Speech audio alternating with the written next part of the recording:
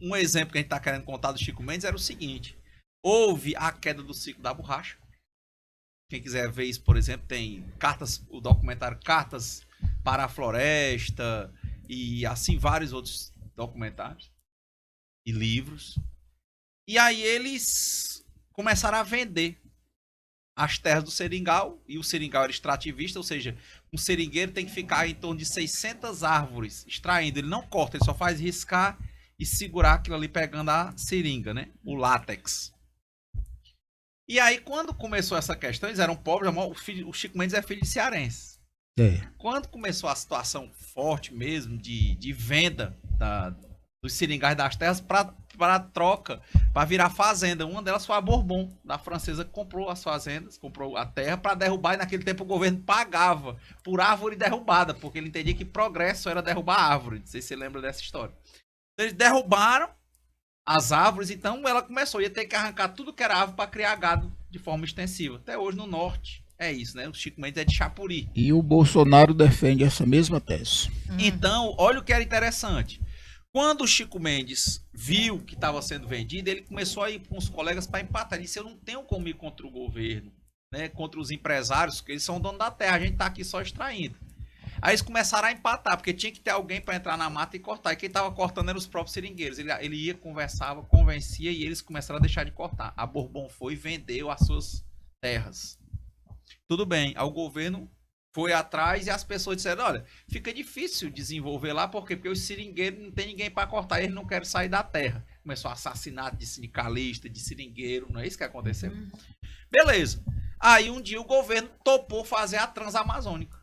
Aí pronto, aí como é que eles iam ter? O governo militar encostou as máquinas, soldados e tudo para traçar e partir pelo meio, destruir milhões de hectares da floresta. Ele disse, pronto, agora contra o governo a gente não tem condição, né? Contra um governo, principalmente um governo militar, com arma e tratores, não é isso? E sem ética. Exatamente, como é que ele ia enfrentar isso? Aí o Chico Mendes olhou e disse, ele deu um nível acima, ele disse, agora a batalha está perdida. Porque internamente todo o Estado e todos os empresários estavam contra os trabalhadores, eles eram pobres seringueiros. O que ele fez? Ele disse que parou lá na frente a placa Banco Interamericano de Desenvolvimento, BID, financiando. De onde era o BID? Dos Estados Unidos. Olha o diálogo, o mesmo diálogo. Quando ele viu esse diálogo no BID,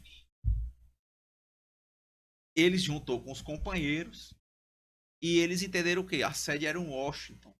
Como é que os Estados Unidos viviam divulgando as normas da ONU, as normas internacionais, lembra? Tinha a Guerra Fria e ele defendia o sistema da ONU.